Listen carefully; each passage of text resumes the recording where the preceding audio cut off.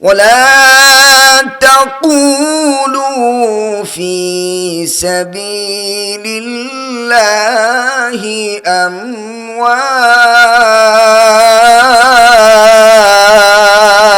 أموات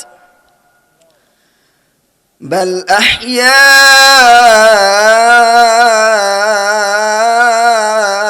أحياء ولكن لا تشعرون ولنبلونكم بشيء من الخوف والجوع ونقص من الأموال والأنفس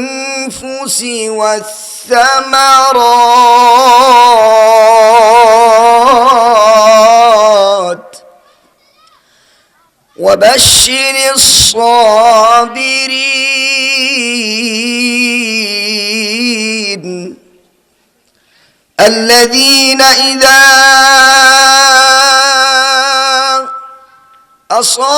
أصابتهم مصيبة قالوا إنا لله وإنا إليه راجعون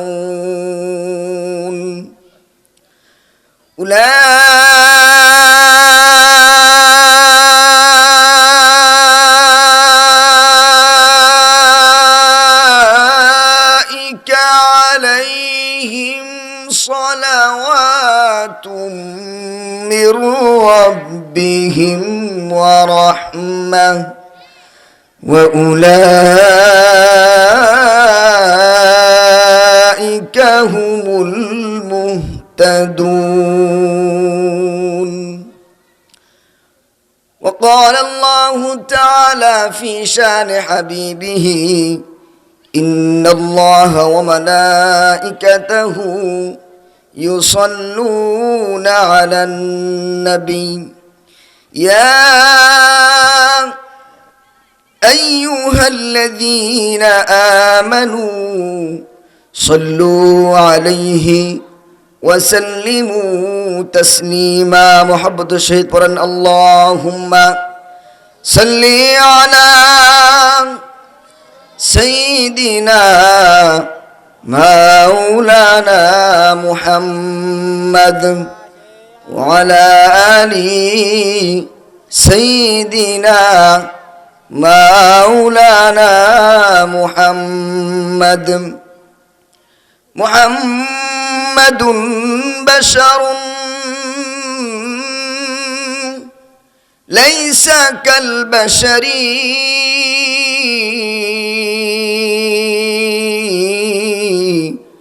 بل هو ياقوت والناس كالحجر بلغ العلا بكماله كشف الدجى بجماله حسنت جميع خصاله صلوا عليه وآله لا إله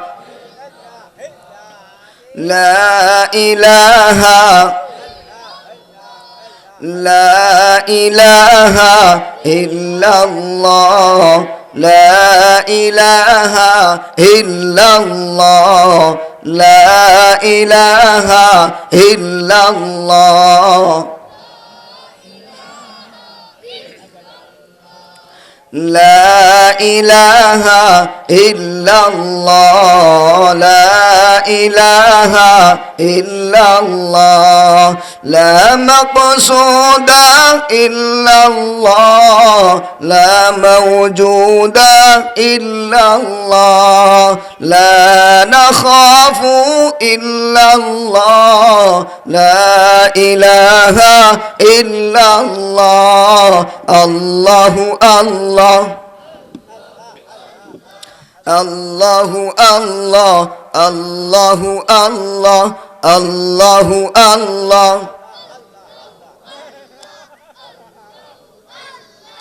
আল্লাহু আল্লাহ আল্লাহু আল্লাহ আল্লাহু আল্লাহ আল্লাহু আল্লাহ আল্লাহু আল্লাহ আল্লাহু আল্লাহ আল্লাহু আল্লাহ লা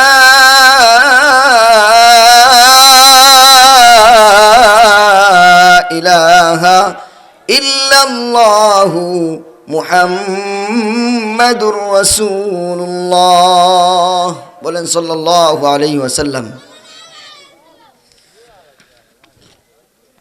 লোকমান খারকান্দি মধ্যপাড়া বাইতুর রহমত জামি মসজিদের এবং এলাকাবাসী ও যুব সমাজের উদ্যোগে সপ্তম বার্ষিক ইসলামী মহাসম্মেলন। আজকের এই সপ্তম বার্ষিক ইসলামী মহাসম্মেলনের সম্মানিত সভাপতি আলহাজ আব্দুল মান্নান মাস্টার সাহেব আমাদের সামনে উপস্থিত আছেন। আমরা সকলেই তার জন্য দোয়া করি, আল্লাহ রাব্বুল ইজ্জত ওয়াল জালাল যেন ওনাকে দীর্ঘ নেক হায়াতে তয়্যিবা দান করেন। সকলে বলি আমিন। সহসভাপতি মুফতি আব্দুল কাইয়ুম খান সাহেব আমার সম্মানিত উস্তাদজি, আল্লাহ তাআলা হুজুরকে অনেক হায়াতে তয়্যিবা দান করেন। সকলে বলি আমিন। প্রধান মেহমান হিসেবে আগমন করবেন আধ্যাত্মিক জগতের রাহবার হযরতুল আল্লাম হযরত মাওলানা জহিরুল ইসলাম দামাত বারাকাতুহুল আলিয়া। আল্লাহ পাক হুজুরকেও আমাদের মাঝে সুস্থতার সহিত এসে আমাদেরকে নসিহত করা তৌফিক দান করুন এবং আমল করা তৌফিক দান করুন। সকলে বলি আমিন। আরও অনেক গণ্যমান্য অতিথি এবং উলামায়ে কেরাম আগে পরে উপস্থিত হয়েছেন। সবাইকে আল্লাহ তাআলা নেক হায়াত দান করুন। সকলে বলি আমিন। মহান আল্লাহ রাব্বুল আলামিন আপনাকে আমাকে বড় মহব্বত করে, বড় মায়া করে, বড় দয়া করে, বড় ভালোবেসে যেখানে আসলে আল্লাহ পাক রব্বুল আলামিন খুশি হয়, যেই জায়গাটা আল্লাহ রব্বুল আলামিনের কাছে অনেক দামি, সেই জায়গার মধ্যে আসার বসার তৌফিক দিয়েছেন। সেই জন্য সেই মহান রব্বে কাবার দরবারে মন প্রাণ উজাড় করে, দিল করে, সমস্বরে, হৃদয়ের সবটুকুন ভালোবাসা বিলীন করে দিয়ে চিল্লায়া শুকরিয়া আদায় করে বলি আলহামদুলিল্লাহ। আবারও বলি আলহামদুলিল্লাহ। আল্লাহ পাক রব্বুল আলামিন আমাকে আপনাকে কোরআন থেকে আলোচনা শোনার জন্য উপস্থিত করেছেন।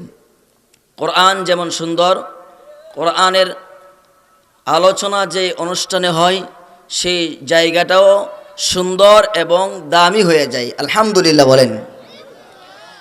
এখনো পর্যন্ত হয়তোবা অনেক ভাইয়েরা মাহফিলের এই সাইমানার নিচে এসে বসতে পারি নাই। আমরা যারা এসে বসতে পারলাম, এটাও আল্লাহ পাক রব্বুল আলামিনের পক্ষ থেকে অনেক বড় দয়া এবং মায়া। একটা সময় হয়তোবা আমাদের সামনে আসবে, আমরা তখন আফসোস করে বলবো, হায় যদি ওই সময়টা, যেই সময়টায় আমি সুস্থ ছিলাম, যেই সময়টায় আমার শরীরে শক্তি ছিল, যেই সময়টায় আমি চাইলেই রাত ভর দাঁড়ায় নামাজ পড়তে পারতাম, যেই সময়টা চাইলেই আমি কোনো নেক কাজে কাটাইতে পারতাম, সেই সময়টা আজকে আমার হাতে নাই।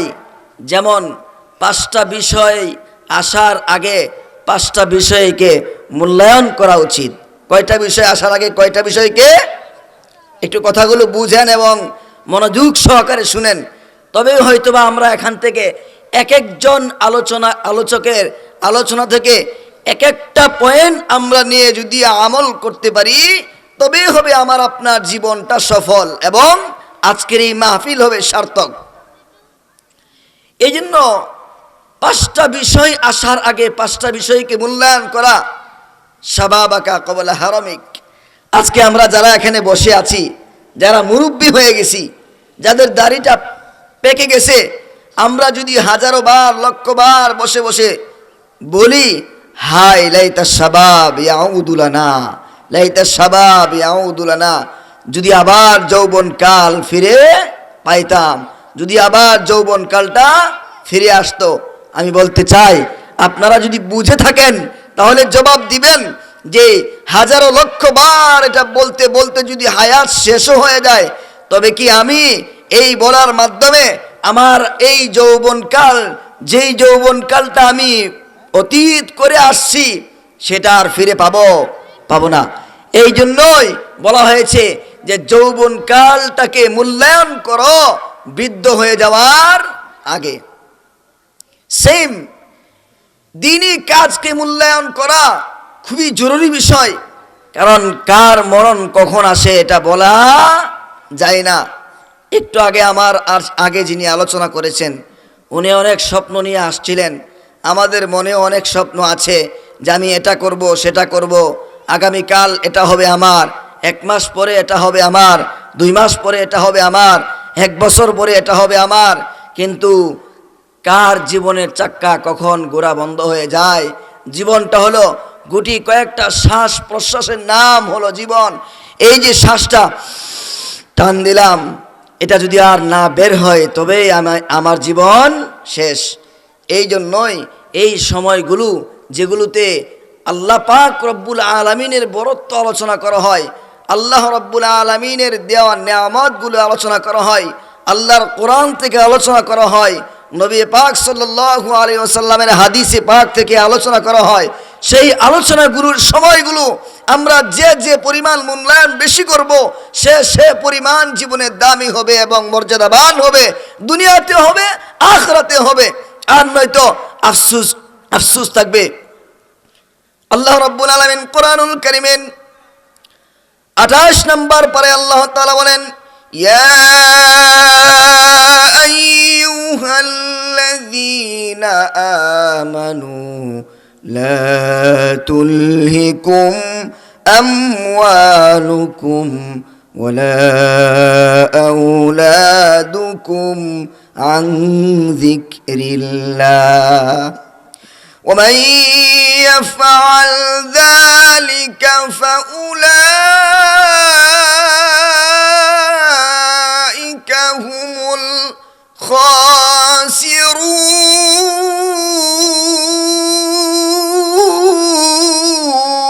الخاسرون وأنفقوا مما رزقناكم من قبل أن يأتي أحدكم الموت فيقول আল্লাহ তাআলা কোরআনুল কারীম বলেন, হে ঈমানদারেরা, লা তুলহিকুম আমওয়ালুকুম ওয়ালা আওলাদুকুম আন যিকরিল্লাহ। রে তামাম পৃথিবীর ঈমানদারেরা, মানুষেরা, আল্লাহ তাআলা বলেন, ও ঈমানদারেরা, ইয়া আইয়ুহাল্লাযীনা আমানু। আল্লাহ তাআলা ঈমানদারদেরকে ডাকলেন, কেননা এই কোরআন, ঈমান যার ভিতরে নাই, যেই মানুষটার ভিতরে ঈমান নাই, এই কোরআন দিয়া সে বিন্দুমাত্র কোনো উপকার আনতে পারে না। এই জন্য আল্লাহ তাআলা বলেন, ইয়া আইয়ুহাল্লাযীনা আমানু লা তুলহিকুম আমওয়ালুকুম ওয়ালা আওলাদুকুম আন যিকরিল্লাহ। হে ঈমানদারেরা, এই দুনিয়ার মাল সম্পদ, লা তুলহিকুম আমওয়ালুকুম ওয়ালা আওলাদুকুম, মাল সম্পদ এবং সন্তান সন্ততির মায়া, এগুলোর দুকায় পড়ে যেন আমি আল্লাহ তাআলার শরণ থেকে পিছায় না যাও। এই জন্য আমার ভাইয়েরা, আজকে এই মাহফিলের মধ্যে আলোচনা হচ্ছে, অনেক ভাই আমরা আছি ব্যবসায়িক, ব্যবসার মায়ায় পড়ে আমরা হয়তো আলোচনার স্টেজে আসতে পারি না। অনেক ভাই সারাদিন সন্তানের মায়ায় মহব্বতে, সংসারের মায়ায় মহব্বতে সারাদিন কাজ করেছি, সারাদিন আমি আমার ব্যস্ত সময় দিয়েছি, হয়তোবা একটু সময় বের করে একটু অপেক্ষা করতে পারি না যে এই তো অল্প সময় যদি আলোচনা করতে পারি, আর আলোচনা শোনার পরে যদি আমি আমার জীবনে আমল করতে পারি তাহলেই তো আমি সফল হইতে পারতাম। কিন্তু না, সারাদিন সন্তানের মায়ায়, সংসারের মায়ায় মহব্বতে নিজের জীবনটাকে আগুনে পুরাইয়া রোদ বৃষ্টিতে নিজে আমি শেষ করে দিয়া যে সংসারের মায়ায় আমি আমার জীবনটা শেষ করলাম। আল্লাহ তাআলা বলেন এটা কিন্তু আমি নিষেধ করি নাই, আমি আল্লাহ তাআলা বলি ফাইদা কুদিয়াতিস সালাতু ফান্তাশিরু ফিল আরদি ওয়াবতাগু মিন ফাদলিল্লাহ। আল্লাহ তাআলা বলেন, রে বান্দা, আমি আল্লাহ তাআলা তোমাকে এত নিয়ামত দিয়েছি, এত নিয়ামত দিয়েছি। আমি আল্লাহ তাআলা আকাশ বানাইলাম, আমি আল্লাহ এত বড় আসমান বানাইলাম, কিন্তু আমি আল্লাহ আসমানের জন্য জান্নাতকে বানাই নাই। আমি আল্লাহ তাআলা জমিনকে বানাইলাম, কিন্তু জমিনের জন্য আমি আল্লাহ তাআলা জান্নাতকে বানাই নাই। আমি আল্লাহ তাআলা পাহাড় বানাইলাম, পাহাড়ের জন্য জান্নাতকে বানাই নাই। আমি আল্লাহ তাআলা এই আকাশের মধ্যে চন্দ্র, সূর্য, গ্রহ, তারা, গোটা পৃথিবীতে এত চমৎকার চমৎকার জিনিস আমি আল্লাহ তাআলা বানাইলাম, কোনো কিছুর জন্য আমি আল্লাহ তাআলা জান্নাতকে বানাই নাই।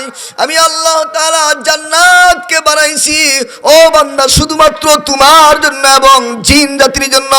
এই জান্নাতকে পাওয়ার জন্য ও বান্দা সারাদিন তুমি তোমার কাজ কর্ম করো, কেননা আমি আল্লাহ তাআলাই তো বলে দিয়েছি। আল্লাহ বলেছেন সারাদিন কাজ করো, সারাদিন তুমি তোমার সংসারের মহব্বতে, সন্তানের মায়ায় তুমি তোমার কাজ কর্মগুলো করো। কিন্তু সারাদিনের মধ্যে আমি আল্লাহ যে এত নিয়ামত দিলাম, এই নিয়ামতের শুকরিয়া আদায়ার্থে আমি আল্লাহ তাআলা শুধু সারা দিনের মধ্যে 5 ওয়াক্ত আমি আল্লাহ তাআলার ডাকে সারা দেওয়ার জন্য মাত্র 1 থেকে 1.5 ঘন্টা সময় তুমি আমি আল্লাহকে দাও। কিন্তু আফসোস আর দুঃখের বিষয় হলো এই 24 ঘন্টা ব্যস্ততার মধ্যে আমি 1 থেকে 1.5 ঘন্টা সময় আমি বের করতে পারি না। এত মায়া, এত মহব্বত, এত কিছু সারাদিন আমি আমার জন্য করলাম। আমার আল্লাহ তাআলা বলে, ও বান্দা, আমি আল্লাহ তোকে এত কিছু দেওয়ার পরেও মাত্র 1 থেকে 1.5 ঘন্টা সময় তুমি আমার জন্য বের করতে পারলা না। ও বান্দা, তুমি সব কিছু সবার জন্য করলা, কিন্তু দুনিয়াতে আমি আপনি আমরা যে যা কিছুই করি না কেন, কিছুই তো আমার সাথে যাবে না। যাবে শুধুমাত্র কি সেটা বলেন? যাবে শুধুমাত্র নেক আমল। এই জন্য বান্দা আজকে আমরা যে সময়গুলো পার করতেছি, এখান থেকে কোরআনের আয়াতগুলো তেলাওয়াত হচ্ছে, এখান থেকে জীবনের চলার জন্য পথেও বলা হচ্ছে যে এই কাজগুলো করো, এই কাজগুলো করলে সফলতা পাবে, এই কাজগুলো করলে তুমি ব্যর্থ হয়ে যাবে, জাহান্নাম হবে তোমার ঠিকানা। এত কিছু বলার পরেও, সব কিছু জানার পরেও আল্লাহ তাআলা আমার আপনার সফলতার জন্য, আমার আপনার জান্নাতের জন্য, আমার আপনার ভালোর জন্য, আমার আপনার মায়ায় আল্লাহ তাআলা সব কিছু ওপেন বিস্তারিত বিবরণ দেওয়ার পরেও দুনিয়ার মহব্বতে পড়ে, দুনিয়ার আকর্ষণে পড়ে আল্লাহ থেকে আমরা যারা ভুলে যাই, এই জন্য আল্লাহ তাআলা স্মরণ করে দিয়েছেন, লা তুলহিকুম আমওয়ালুকুম ওয়ালা আওলাদুকুম আন যিকরিল্লাহ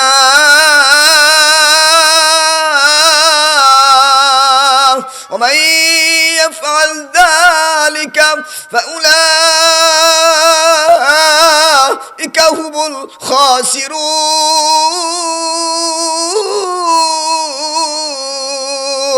আল্লাহ তাআলা বলেন আমি আল্লাহ থেকে দূরে সরে যাও না, আমি আল্লাহর স্মরণ থেকে বান্দা তোমাকে যেন দূরে সরে না দেয়া যায়, এই জন্য আল্লাহর কাছে দোয়া করেন, ওগো আল্লাহ আমাদেরকে আলহামদুলিল্লাহ বলা মজা আর শক্তি, আলহামদুলিল্লাহ বলা মজা এই স্বাদ আমার কলবে দান করেন, বলেন আমিন।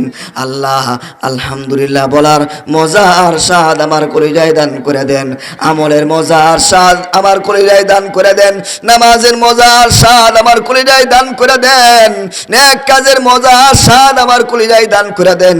আর আল্লাহর স্মরণ থেকে দূরে সরতে সরতে আমার একদিন যখন মৃত্যু উপস্থিত হয়ে যায়, কখন মৃত্যু আসবে কেউ জানে না, কখন মৃত্যু হঠাৎ করে আমার সামনে আপনার সামনে দাঁড়ায় যায়। আমার ভাইরা, মৃত্যু থেকে পলায়ন করার কোনো ক্ষমতা কারো আছে কিনা বলেন? যতই তুমি মৃত্যু থেকে পালাও, মরণ থেকে যতই পালাও, মরণ তোমায় লইবে গিরি, যদিও তুমি পালাও সেটাই আকাশ পানে লাগিয়ে সিঁড়ি। আমার ভাইরা, মরণ থেকে যতই পালাও কেউ পালাইতে পারবে কিনা বলেন?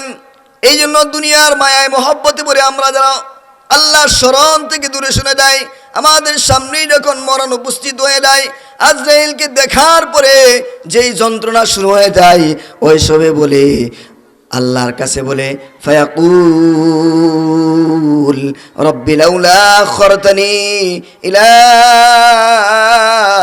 আজালিন করিব। ওগো আল্লাহ, আজরাইলকে দেখার পরে আল্লাহর কাছে দরখাস্ত করে, গো আল্লাহ,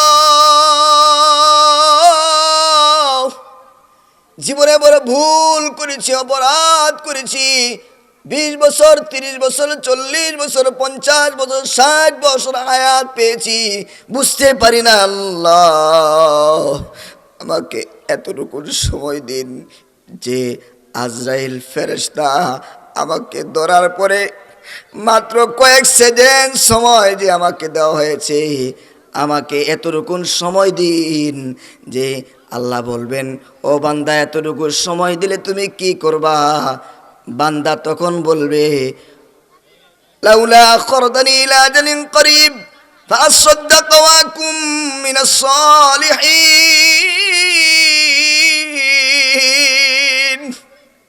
বলে আল্লাহ, আমাকে এতটুকু সময় দিন, এই অল্প সময়, কয়েক সেকেন্ড কয়েক মিনিটের সময় আমাকে দিন, আমার জীবনের যত সম্পদ আছে, যত মাল আছে, যা কিছু আছে, সব কিছু আমি আপনার রাস্তায় দান করে দিয়া আমি সলিহিন সাদিকিনদের কাতারে শামিল হইয়া আজরাইলের হাতে ধরা দিতে চাই। কিন্তু আমার ভাই, আল্লাহ তাআলার কোরআন কি বলে? এত অনুনয় বিনয়, এত চোখের বাণী, এত কান্নার পরেও আল্লাহর কোরআন বলে ওয়ালাই ইউআখিরুল্লাহু নাফসান ইদা জাআ আজালুহা। আল্লাহর কোরআন বলে না বান্দা না, আমি আল্লাহ তাআলা তোমাকে 10 বছর, কাউকে 20 বছর, কাউকে 30 বছর, কাউকে 40 বছর, কাউকে 50 বছর, কাউকে 60 বছর হায়াত আমি আল্লাহ তাআলা দিয়েছি।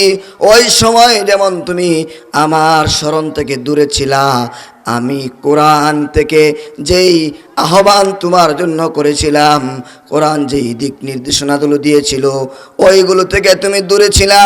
এখনো তোমাকে যদি আবার একটু সময় দেওয়া হয়, আবার তুমি দুনিয়ায় এই সময়টাকে আমার নাফরমানির মধ্যে কাটাইবা না বান্দা না। ওয়ালাই ইউআখিরুল্লাহু নাফসান ইদা জাআ আজালুহা। 1 সেকেন্ডের মতো সময়ও কিন্তু আজরাইল ফেরেশতা দিবে না। আল্লাহু খবীরুম বিমা তা'মালুন। আল্লাহ বলেন আমি তো সব কিছুর খবর রাখি। এই জন্য আমার ভাইরা, যখন এই কোরআন হাদিসের আলোচনা হয়, যখন এই কোরআন থেকে আলোচনা করা হয়, যেখানে গেলে ইমানের পাওয়ার বাড়ে, যেখানে গেলে আমরা ইমান শিখতে পারবো, ওই সমস্ত আলোচনায় আমরা না আসার কারণে মরণের সময় হয়তোবা আফসোস করতে হবে। আর নাই তো যদি এই সময়গুলোকে মূল্যায়ন করতে পারি, তাহলে আল্লাহ তাআলা বলেন যখন মরণের সময় হবে আল্লাহর ফেরেশতারা তোমাকে আহলান সাহলান মারহাবা মারহাবা স্বাগতম জানায়া তোমাকে আল্লাহর তৈরি জান্নাতটা দেখায়া আল্লাহর তৈরি জান্নাতের সুঘ্রাণ তোমার নাকের মধ্যে লাগায়া তোমাকে দুনিয়া থেকে সালাম সালাম সালাম সালাম বলে স্বাগতম জানায়া এই দুনিয়া থেকে তোমাকে বিদায় করবি। এই জন্য আমার ভাইরা, এখনো পর্যন্ত যারা আশেপাশে ঘোরাঘুরি করতেছি, জীবনকে বানাইতে পারে নাই। কত মানুষ জীবনকে বানাইছে, সারা রাত নামাজের মধ্যে দাঁড়ায়া তিলাওয়াত করছে, আল্লাহ তাদেরকে কি সাত ইবাদতের দান করছে। আব্দুল্লাহ ইবনে মুবারক রাহমাতুল্লাহি আলাইহি কত বড় বুজুর্গ ছিলেন, ভালো করে খেয়াল করে শুনেন। এখন হয়তোবা আমাদের আমলের সময় আমরা কেউ দিন মজুর, কেউ ঠেলা গাড়ি চালাই, কেউ কৃষক, কেউ বা চাকরি বাকরি করি, সারাদিন ব্যস্ত থাকার কারণে আমলের সুযোগ হয়তোবা ওইভাবে পাই না। আব্দুল্লাহ ইবনে মুবারক রহমতুল্লাহ আলাই নাম কি বলছি বলেন, নাম বলেন কি বলছি? আব্দুল্লাহ ইবনে মুবারক রহমতুল্লাহ আলাই যত বড় আলেম ছিলেন, তত বড় আল্লাহওয়ালা ছিলেন, পাশাপাশি বিশাল বড় দানবীর ছিলেন। একই সাথে আল্লাহ তাআলা কয়েকটা গুণ তাকে দিয়েছিলেন।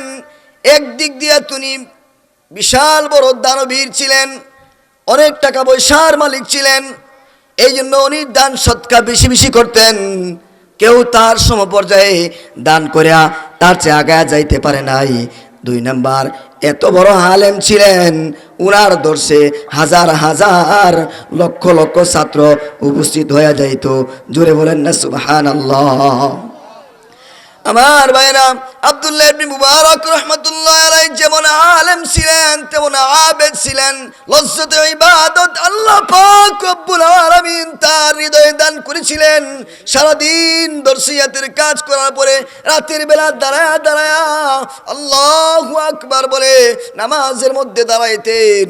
এমনও নামাজ হয়েছে সূরা ফাতিহা শুরু করেছে, সূরা বাকারা এক রাকাতের মধ্যে শেষ করে দিয়েছে। জোরে বলেন না আল্লাহু আকবার। এটা কি স্বাভাবিকভাবে সম্ভব না? কোরআনের সাদার মজা ভিতরে লাগলে তাহলে সম্ভব। আমরা তো নামাজের মধ্যে দাঁড়িয়ে আলহামদুলিল্লাহি রাব্বিল আলামিন আর রহমানির রহিম মালিকি ইয়াউমিদ্দিন ইয়াকা না'বুদু ওয়া ইয়াকা নাস্তাঈন ইহদিনাস সিরাতাল মুস্তাকিম সিরাতাল লাযীনা আন'আমতা আলাইহিম গায়রিল মাগদুবি আলাইহিম ওয়ালাদ-দাল্লিন। পড়ার পরে আমরা ছোট ছোট সূরাগুলো খুঁজি, কুল হুয়াল্লাহু আহাদ, ইন্না আতাইনাকাল কাউসার। তবে এগুলো পড়লে নামাজ হবে না এমন কোনো দলিল নাই। আল্লাহ তাআলাই তো বলছে, ও বান্দা সহজ করে দিলাম। আগের মাহফিলে বলছিলাম আল্লাহ তাআলা আমাকে আপনাকে কি পরিমাণ ভালোবাসেন। আল্লাহ বলেন নামাজের মধ্যে দাঁড়াইবা, যেখান থেকে তোমার সহজ লাগে সেখান থেকেই তুমি পড়বা। জোরে জোরে বলেন সুবহানাল্লাহ। এই জন্য যেখান থেকে ইচ্ছা সেখান থেকেই পড়ো। তবে ইমানদার বান্দা, যাদের ইমানের পাওয়ার যত বেশি, যারা আল্লাহর সাথে সম্পর্ক করেছে, এই কনকনে শীতের রাত্রে কম্বলের ভিতরে শুয়ে আরামের ঘুম হয় না, বেরামের ঘুম হয়। কথা কন না কেন? যার কম্বলটা যত বেশি ভালো, তার কম্বলের ভিতরে তার ঘুমটা জমেও তত বেশি ভালো। ঠিক কিনা কন আমার ভাইয়েরা?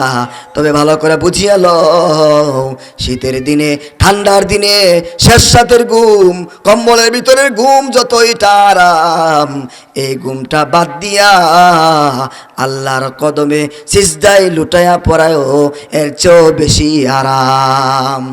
এই জন্য বলা হয়েছে শেষ রাতের ঘুম যেমন প্রিয়, আল্লাহর কাছে শেষ রাতের ইবাদতটাও তত তত বেশি বড় প্রিয়। চিল্লে বলেন আল্লাহু আকবার। কার কথা বলতেছিলাম? আব্দুল্লাহ ইবনে মুবারক রাহমাতুল্লাহি আলাইহি রাতের বেলা সারাদিন দর্শিয়াতের কাজ শেষ করার পরে নামাজের মধ্যে দাঁড়ায়া ইবাদত করত। পাশের বাড়িতেই ছিল একজন কামার। এই কামার এই দৃশ্য দেখতো।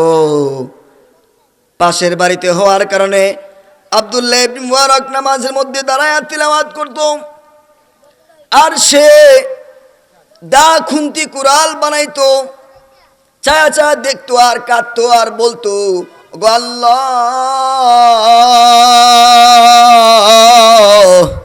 তোমার কি খেলা, তোমার কি দান, আল্লাহ তুমি আমারে বানাইলা গরিব, আমারে বানাইলা কামার, আর আব্দুল্লাহ ইবনে মুবারককে বানাইলা তোমার বন্ধু, দিলা যেমন ইলম, দিলা তেমন সম্পদ, দিলা লজ্জতে ইবাদত। ওগো আল্লাহ, আমারও কিন্তু মনে চাই তোমার কুদরতি কদমে সিজদায় লুটিয়ে পড়ে পড়ে কাঁদতে বড় বড় চাই।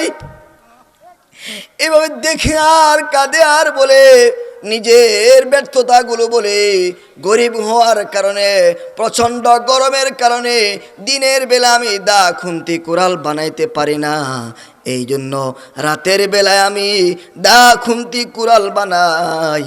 ওগো আল্লাহ, আমাকেও যদি তুমি এমন ধনাঢ্য বানাইতা, এমন ইলম দিতা, তবে আমিও কিন্তু এই দা খুন্তি কুড়াল না বানায়া তুমি আল্লাহর কুদরতি কদমে সিজদায় লুটিয়ে পইরা পইরা তোমার সাথে আমার মোহব্বত প্রকাশ করতাম। জোরে বলেন না আল্লাহু আকবার। আমার ভাইয়েরা, এই জন্য বলা হয়েছে লজ্জতে ইবাদত, হিরসে ইবাদত যদি কারো দিলে ঢুইকা যায়, ওই বান্দাটা যদি ইবাদত পুরাপুরি নাও করতে পারে, পুরাপুরি আগ্রহ মহব্বত তার ভালোবাসার কারণে ওই বান্দা যদি আল্লাহর কাছে চাইতে থাকে আর বলতে থাকে, ওগো আল্লাহ, আমিও কিন্তু তোমাকে কম মহব্বত করি না, কম ভালোবাসি না, তাহলে আল্লাহ তাআলা বলেন, আল্লাহর রাসূল বলেন, হিরসে ইবাদত, ইবাদতের লোভ মায়া মহব্বত তার ভালোবাসার কারণে আল্লাহ পাক রব্বুল আলামিন বান্দা ইবাদত করার কারণে যেই সওয়াবটা দিতেন, ওই সওয়াবটা আল্লাহ তাআলা ওই বান্দার আমল নামায় উঠায়া দিবেন। জোরে জোরে বলেন সুবহানাল্লাহ। এই জন্য আমার ভাইয়েরা, আল্লাহ পাক রব্বুল আলামিন আমাকে আপনাকে মহব্বত করে দুনিয়ার জমিনে ভালোবেসে পাঠিয়েছেন, এমন একজন নবীর উম্মত বানায়া পাঠিয়েছেন, যেই নবীর উম্মত হওয়ার জন্য সবাই পাগল পারা ছিল, এবং আপনাকে আমাকে মহব্বত করে কোরআন দিয়েছেন। কোরআন, এই কোরআন অনুযায়ী যদি কেউ তার জীবনকে বানাইতে পারে, তাহলে তার জীবনটা হয়ে যাবে সফল। এই জন্য এই কোরআনুল কারীম থেকে আয়াতে কারিমা তেলাওয়াত করা হয়েছে, ইয়া আইয়ুহাল্লাযীনা আমানু ইসতাঈনু বিস-সাবরি ওয়াস-সালাহ।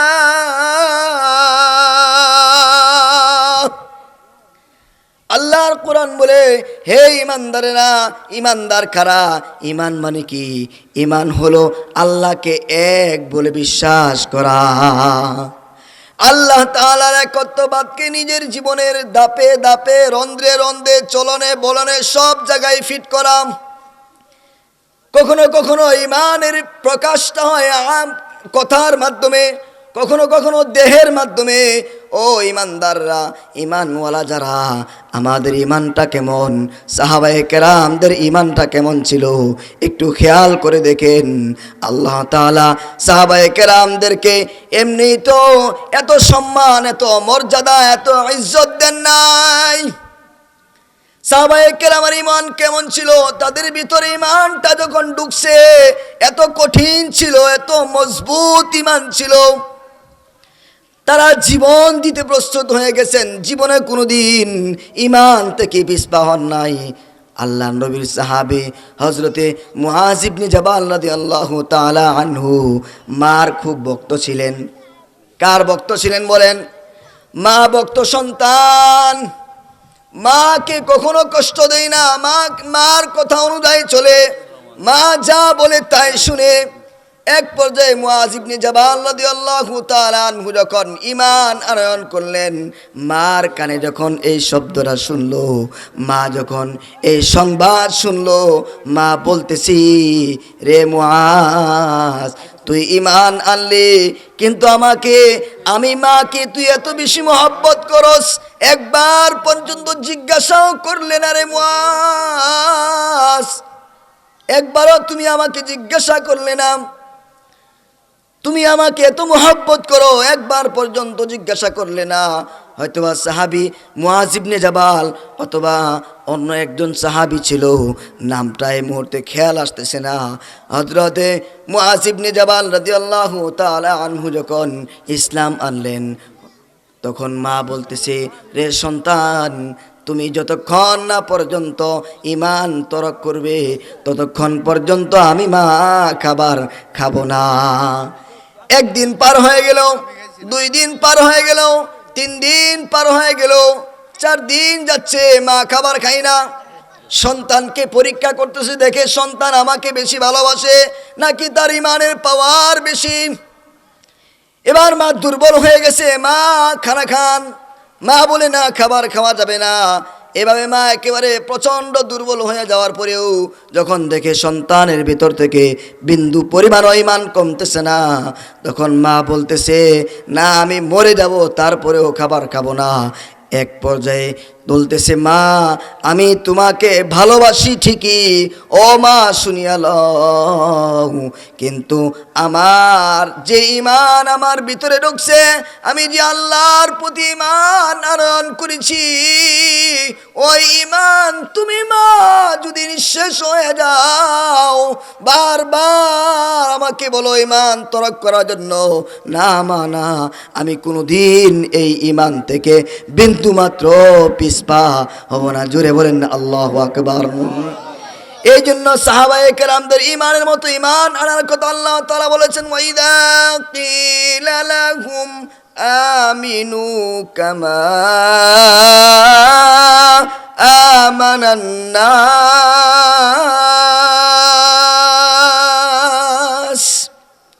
সাহাবায়ে কেরাম যেভাবে ঈমান আনয়ন করেছিলেন, ওই ঈমান আমাদের ভিতরে লাগবে। ঈমানের পাওয়ার বারে যে কাজগুলো, ওই কাজগুলো তো আমরা করতে জানি না।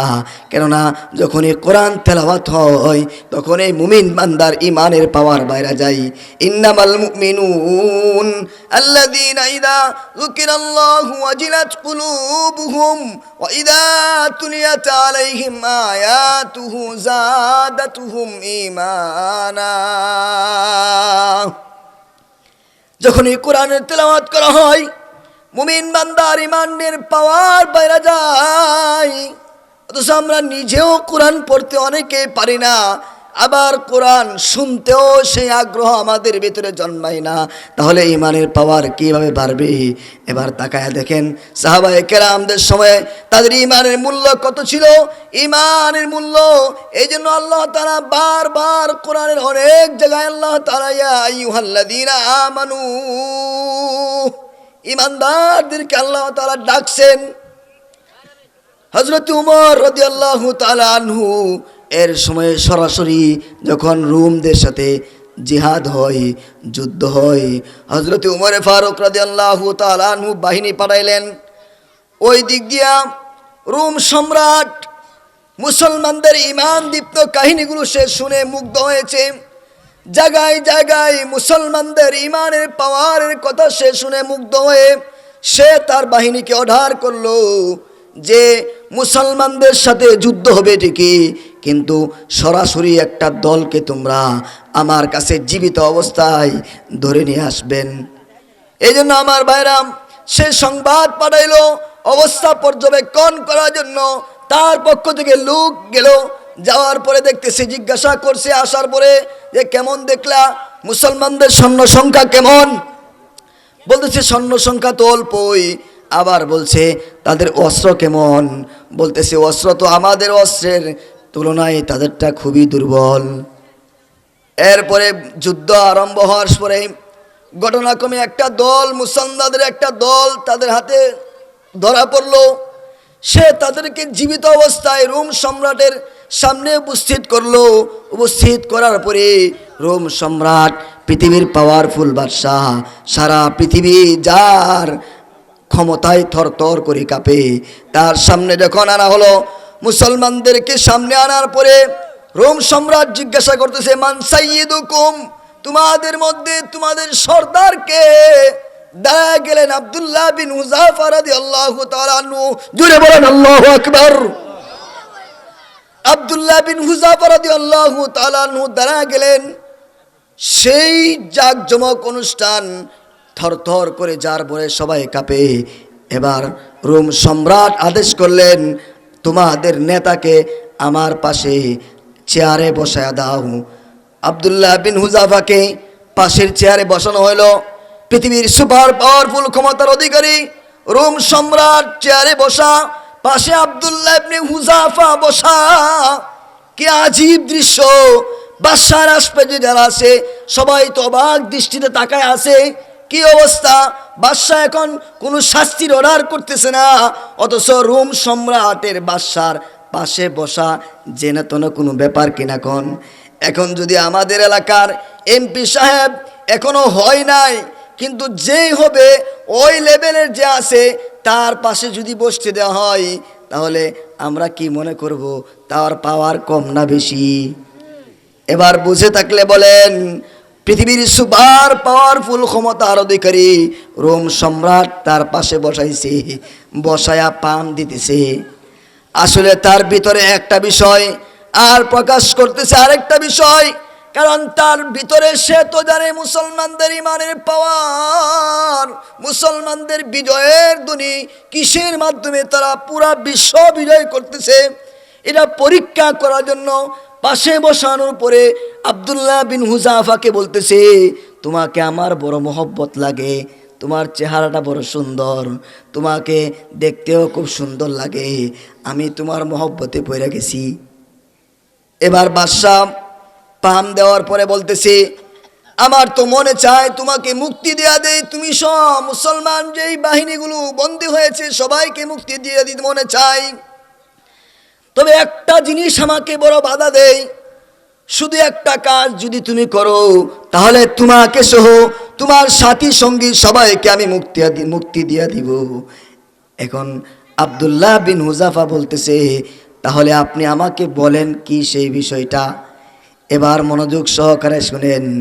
তখন বাদশাহ সুপারফুল পাওয়ার ক্ষমতার অধিকারী রোম সম্রাট বলতেছে, আমি তোমাকে 1 নাম্বার শর্ত হলো মুক্তি দেওয়ার ক্ষেত্রে 1 নাম্বার শর্ত হলো তুমি তোমার এই ধর্ম ইসলাম ত্যাগ করতে হবে। বলেন নাউজুবিল্লাহি মিন যালিক। তুমি তোমার ভিতরে যে ইমানের পাওয়ার নিয়ে আসছো, ইমান নিয়ে আসছো, তুমি ইমানটা ছেড়ে দিতে হবে। 2 নাম্বার শর্ত হলো আমি তোমাকে আমি আমার একমাত্র কন্যা সন্তান তাকে তোমার হাতে উঠায়া দিব, তার মাধ্যমে তুমি কিছুদিন পরেই গোটা এই পৃথিবীর মধ্যে পাওয়ারফুল একটা শাসন ক্ষমতা রোম সম্রাটের একমাত্র অধিপতি হয়ে যাইবা তুমি। আরেকটা হলো বিয়ার পরে সাথে সাথে আমি অর্ধেক ক্ষমতা, আমার যেই পুরা এলাকা আছে পুরা এলাকার অর্ধেক ক্ষমতা তোমার হাতে উঠায় দিব। আমার ভাইয়েরা, এত কিছু বলার পরেও আমি আপনাকে বলতে চাই, যে জিনিসটা আপনি অপছন্দ করেন ওই জিনিসটার বিনিময়ে আপনাকে যদি পুরা পৃথিবী দেওয়া হয়, আপনি রাগে তেলে বেগুনে জ্বলে উঠবেন। হয়তোবা আমাদের ইমানের পাওয়ার দুর্বল।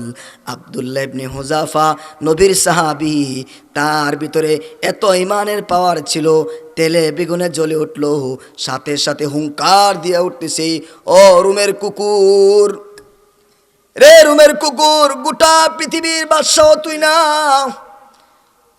তুই একটা সাম্রাজ্যের বাচ্চা, যদিও সাম্রাজ্যটা অনেক বড়।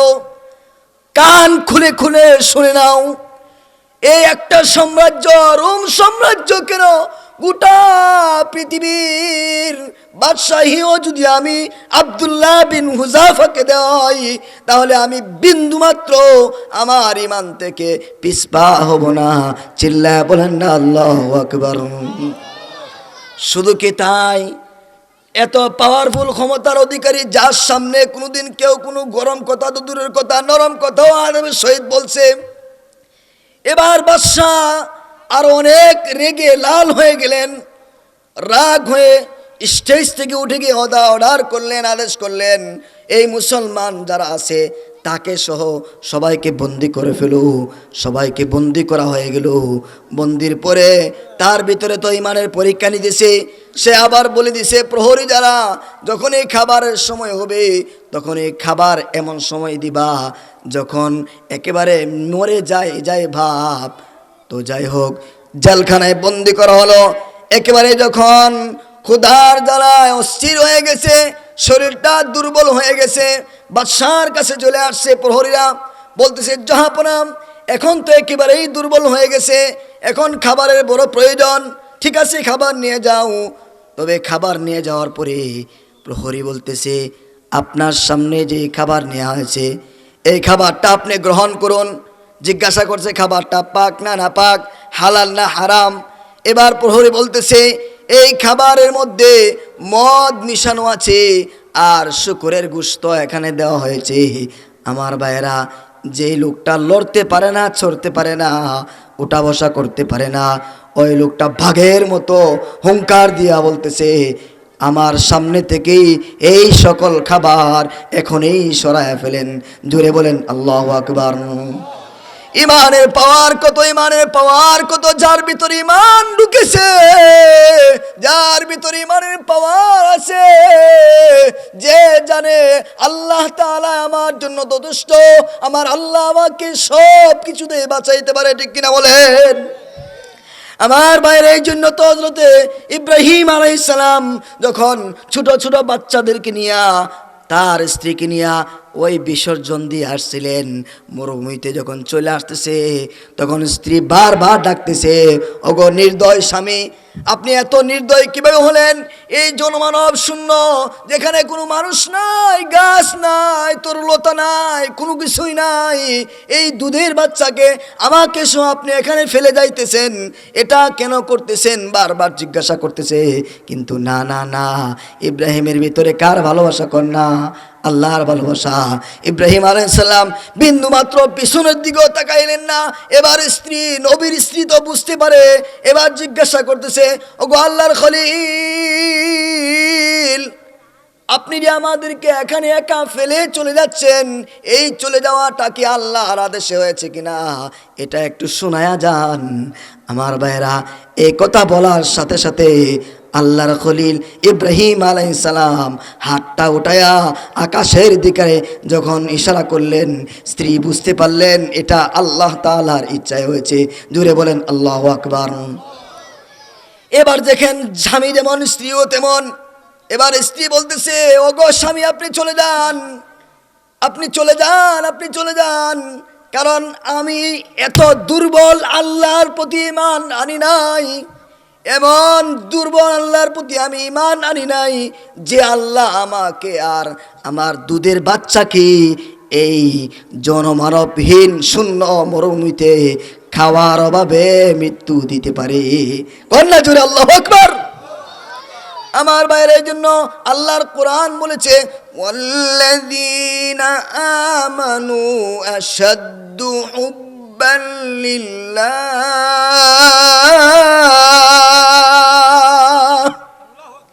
যাদের ভিতরে ইমানের পাওয়ার, ইমান ঢুকছে, এত কঠিন, এত মজবুত, গোটা পৃথিবী দিয়া দিল, টাচ তো লাগে না। আমাদের টাচ আসলেই ইমানটা ফাঁস হয়। যখন এই সামনে বিপদ আসে, যার ইমান দুর্বল সে পালাই কিনা কোন? এই জন্য আমার ভাইরা, আব্দুল্লাহ ইবনে হুযাফা রাদিয়াল্লাহু তাআলা আনহু বাঘের হুঙ্কারে বলতেছে, এই খাবারগুলো আমার কাছ থেকে সরায় নেন। এই সংবাদ যখন বাদশার কানে গেল, বাদশা তো আবার রেগে গেলেন। কি এত বড় পাওয়ার, খাবার একেবারে এমন অবস্থায় দিছো, তাও এক কথা বলে? কই, আগুন জ্বালাও। দাও দাও করে আগুন জ্বালানো হলো, বিশাল বড় আগুন প্রজ্বলিত করা হলো, বড় একটা কড়াইয়ের মধ্যে তেল ঢালা হলো। ভালো করে শুনেন, ইমান কেমনভাবে আনতে হবে, ইমান কি মজবুত করা দরকার আছে কিনা। বিশাল বড় কড়াইয়ের মধ্যে তেল ঢালা হলো, দাও দাও করে আগুন প্রজ্বলিত করা হলো। এই তেলগুলো যখন টকবক করে জ্বলতে থাকলো আর বগলানি উঠে গেছে, ওই সময়ে মুসলমানদের থেকে একজন সবাইকে ডেকে আনার পরে আবার আব্দুল্লাহ ইবনে হুযাফাকে বলতেছে, এবার ছায়া দেখো, তোমার সামনে কিন্তু আগুন জ্বালানো আছে, কড়াইয়ের তেলটা গরম হয়ে গেছে, এখন কিন্তু তোমাকে এটার ভিতরে ছেড়ে দেওয়া হবে। এবার আব্দুল্লাহ ইবনে হুযাফা কিছুই বলে না, তো তার ভিতরে বিধি সংস্কার করার জন্য, বইয়ের জন্য তার পাশ থেকে একজন মুসলমানকে এনে এই জ্বলন্ত আগুনে জ্বলা তেলের মধ্যে সাথে সাথে ছেড়ে দিল। আমার ভাইরা, সাথে সাথে ওই আল্লাহর বান্দা আল্লাহর তৈরি জান্নাতের মধ্যে ঢুকে গেল। আমার ভাইরা, ইমানের কারণে এমন কষ্ট সাহাবে কেরাম, হাজার হাজার কষ্ট, হাজার হাজার সাহাবে কেরাম এমন কষ্ট আর নির্যাতন সহ্য করেছে। কিতাবের মধ্যে লেখা, হযরত বেলাল রাদিয়াল্লাহু তাআলা আনহু যখন কাফেররা নির্যাতন করতো, উত্তপ্ত বালুর মধ্যে শোয়া যখন বুকের উপরে পাথর রাইকা চাপা দিত আর বলতো, এই বেলাল, এখন তুই বল, আমি ঈমান তরক করলাম। কিন্তু ওই শোয়ে বেলাল বলতো, আহাত আহাত আহাত। বরং কিতাব লিখে ওই কঠিন যন্ত্রণার সময়ও বেলাল আরো চিৎকার দিয়া দিয়া আল্লাহ আল্লাহ, আহাদ মানে আল্লাহ আল্লাহ বলতো। হযরত খাব্বাব রাদিয়াল্লাহু তাআলা আনহুকেও এমন ভাবে কষ্ট দেওয়া হয়েছে। আমার ভাইয়েরা, মানে ইমানের প্রতি থাকার কারণে পৃথিবীর ইতিহাসে এমন কষ্ট যারা সহ্য করেছেন, পৃথিবীর ইতিহাস লেখি যারা নির্যাতিত হয়েছে, ইমানের পথে ধৈর্য ধারণ করেছে, আল্লাহ তাআলা তাদেরকে গোটা পৃথিবীতে চমকায় দিয়েছেন। জোরে বলেন আল্লাহু আকবার। এবারে আল্লাহর বান্দা জান্নাতে চলে গেল। এরপরে আব্দুল্লাহ ইবনে হুযাফা বিন্দু মাত্র ভয় পায় নাই, আবার জেলখানায় বন্দী হয়ে গেলেন। সময় যাচ্ছে, আবার তাকে উপস্থিত করা হলো। এবার বাদশা বুঝছে যে না, মুসলমানদের ইমান কোনো সাধারণ বিষয় না, এদের ইমান তো এতই মজবুত, এটা সহজে বের করা সম্ভব না। এরপরেও বাদশা ছাড়ে না, পরীক্ষা করে। এবার আব্দুল্লাহ ইবনে হুযাফাকে ডাকা হয়েছে, বলতেছে, এখন তোমাকে এই জ্বলন্ত আগুনের মধ্যে, যেই কড়াই আগুনটা দাউ দাউ করে জ্বলার কারণে তেলগুলো গরম হয়েছে, এখন তোমাকে এটার ভিতরে ফেলে দেওয়া হবে। গোটা মসনদে সবাই ভরপুর, সবাই থরথরে কাঁপতেছে। এখন কি দৃশ্যটা হবে? সবাই তাকায় দেখতেছে, সবাই ভয়ে প্রকম্পিত, কোনো জবাব দেয় না, কোনো কিছুই নাই, নীরব নিঃশব্দ, একেবারে থরথর করে কাঁপতেছে, কেউ কোনো কথা বলে না। আর আব্দুল্লাহ ইবনে হুযাফা খাবার না খাওয়ার কারণে শরীরটা এত দুর্বল হয়েছে যে একজন ভাইয়ের গাড়ে ভর দিয়া আস্তে আস্তে তাকে যখন ওই জ্বলন্ত আগুনের দিকে নেওয়া হচ্ছে, তখন হঠাৎ করে তার চোখ দিয়া পানি বের হয়ে গেছে। চোখ দিয়া যখন পানি বের হয়েছে, এবার বাদশা বলতেন না, মনে হয় মরণের ভয় ঢুকছে, এবার মনে হয় সে ঈমান তরক করতে পারে। এবার বাদশা বলছে, স্টপ, দাঁড়াও। সবাই থরথর কাঁপে দাঁড়ায় গেছে, বাদশার ফরমান, সবাই দাঁড়ায় গেছে। এবার বলতেছে, আব্দুল্লাহ, তোমার কি মৃত্যুর ভয় ঢুকছে? তোমার চোখে পানি দেখা যায় কেন? এবার আব্দুল্লাহ ইবনে হুযাফা চোখে পানিটা মুছে বলতেছে, ও রুমের বাদশাহ, তোমার কি মনে হয়েছে এই আগুনে আমাকে ফেলে দিবা? এই বয়ে আমার চোখ দিয়ে পানি আসছে। না না না, আমার যখন আমাকে ধরে ধরে আগুনের দিকে নেওয়া হচ্ছিল, জ্বলন্ত আগুনের কড়াইয়ের তেলের মধ্যে আমাকে ফেলে দেওয়া হবে, আমি তো আমার মাওলার সাথে সম্পর্ক। আল্লাহ তাআলা তো বলছে, ইস্তাঈনু বিসসবরি ওয়াসসালাহ ইন্নাল্লাহা মা'আস-সাবিরিন। আল্লাহ তো বলছে যারা ধৈর্য ধরে আমি আল্লাহ তাদের সাথে আছি। আমি আব্দুল্লাহ ইবনে হুযাফা তো এটা ভালো করে জানি আমার আল্লাহ আমার সাথে আছে।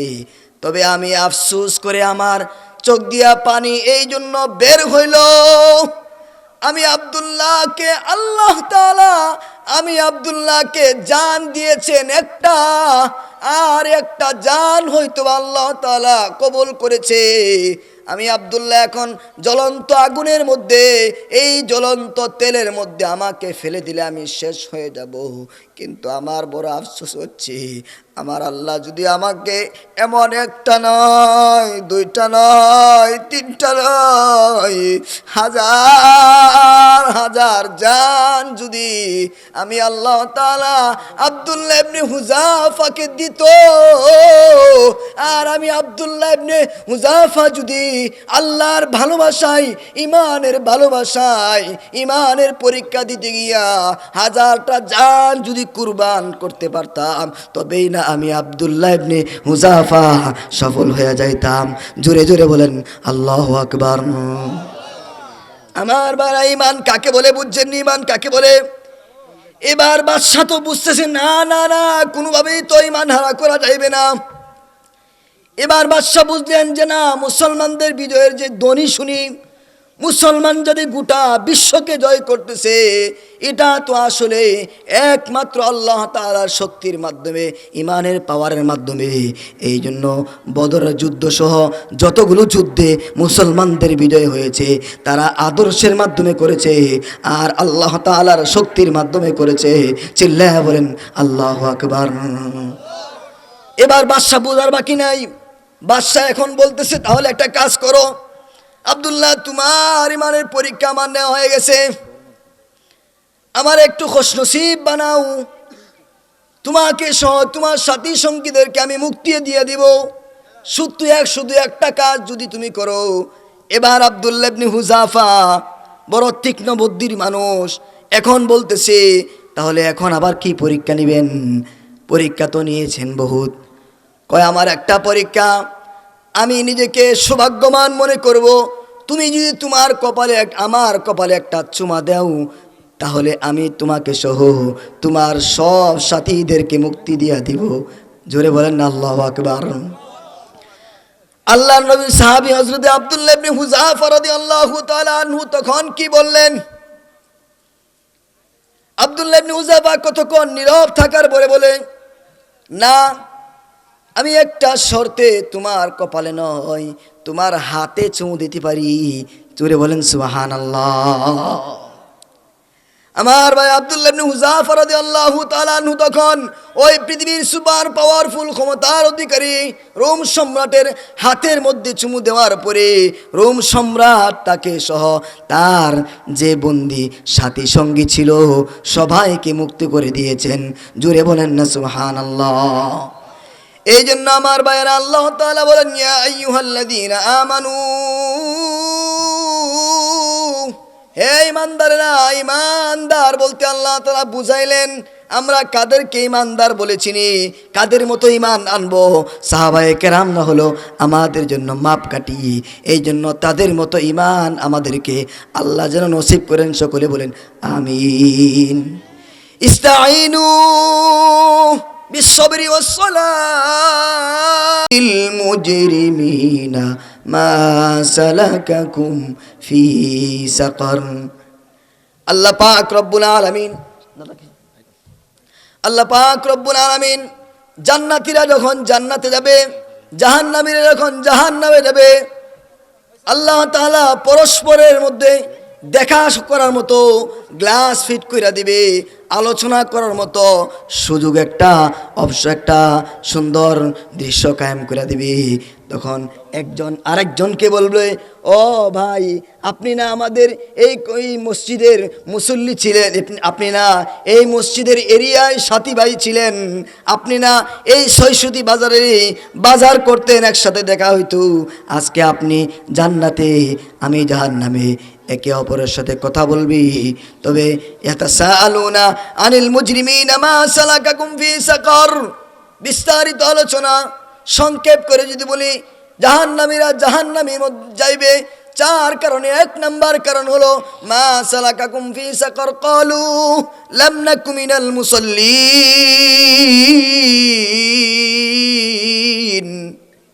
তারা বলবে আজকে আমি জাহান্নামে আসার এক নাম্বার অন্যতম কারণ হইল দুনিয়াতে আমি নামাজি ছিলাম না।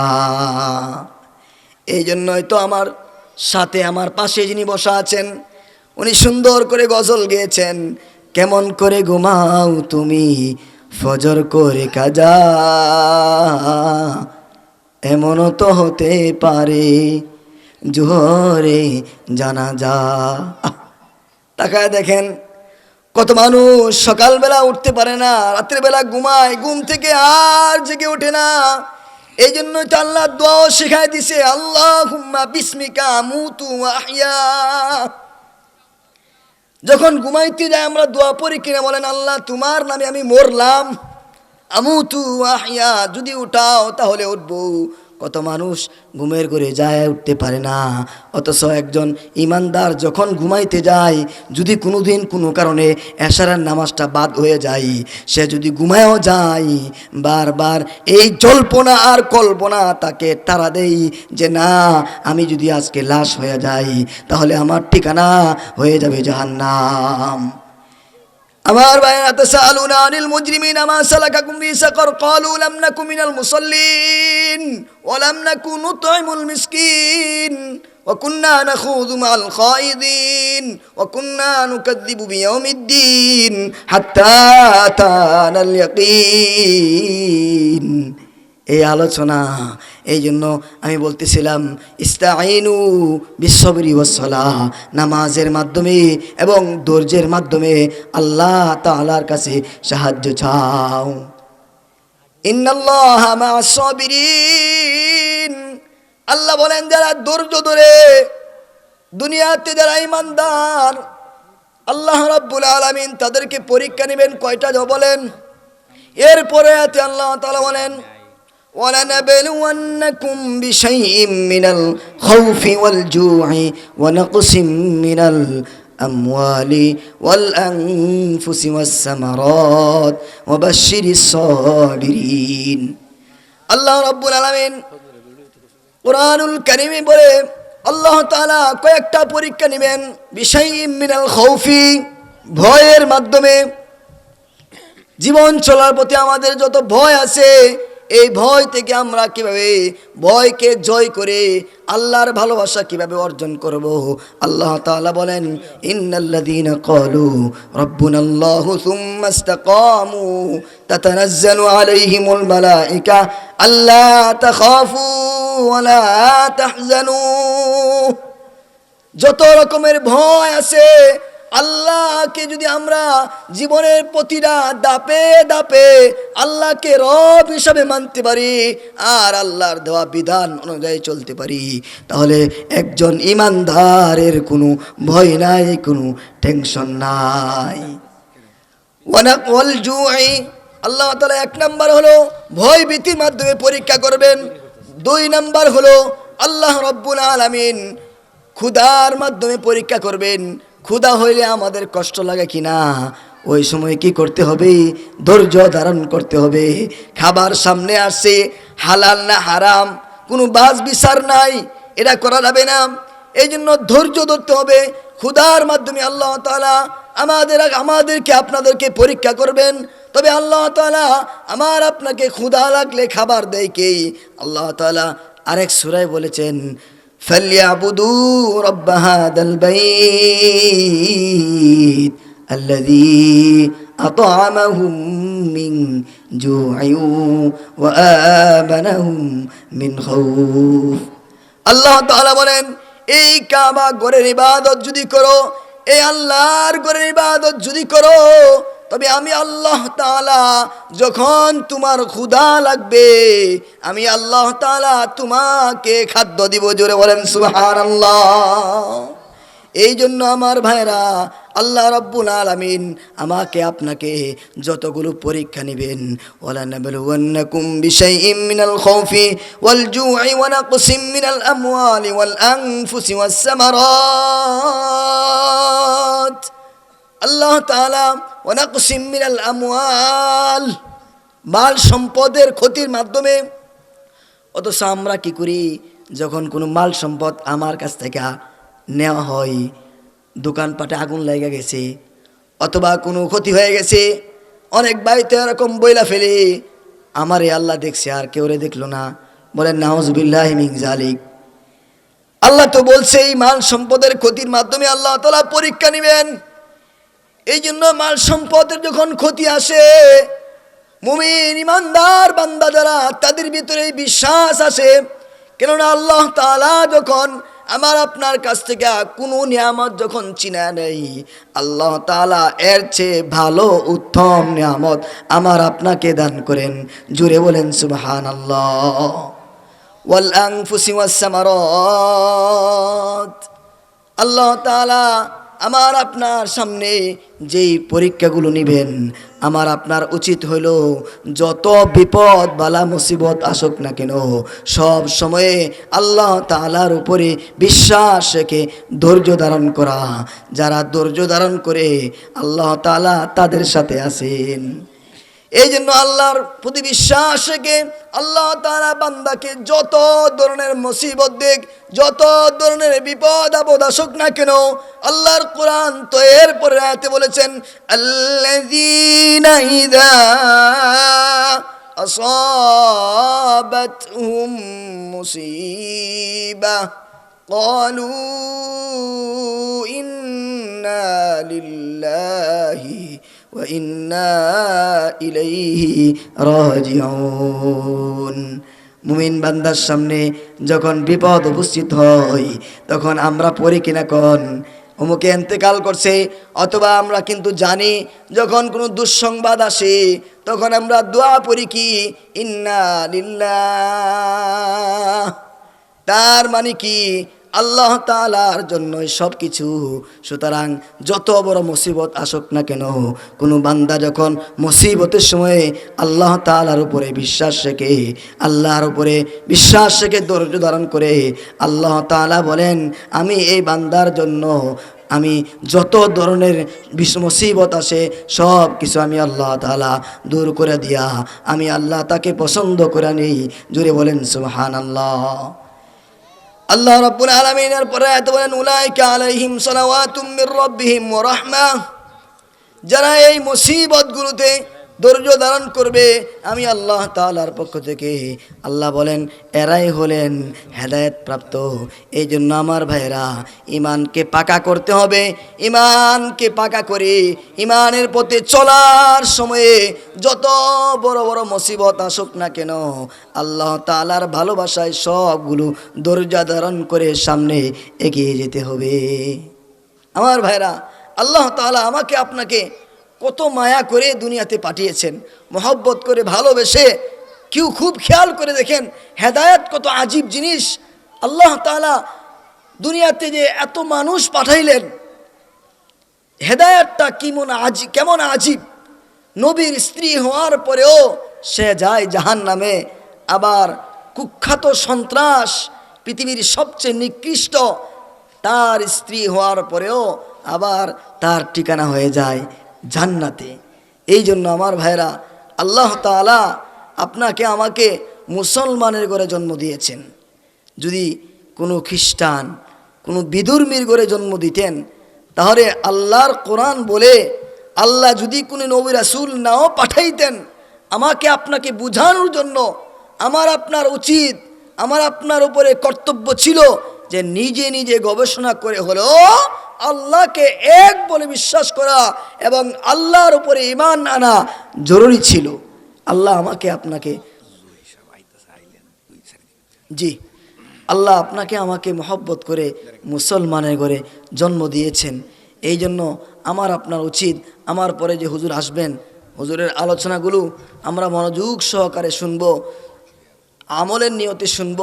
সারা রাত আমাদের অনেক জায়গায় আমল হয়, ওয়াজ হয়, কিন্তু আমলের পাল্লা খুবই হালকা। আজকে দেখেন আমাদের এখানে আমরা যারা এসে বসছি, সবাই যদি এই এলাকার, আমরা এই আশপাশের যে জনগণ আছি, আমরা যদি আইসা বসতাম, তাহলে এই মাহফিলে জায়গা হইতো না।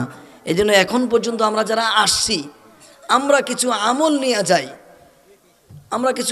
নিয়ে যাই, যে জীবন চলার পথে এই ছোট ছোট আমল আল্লাহ তাআলা দিয়েছেন।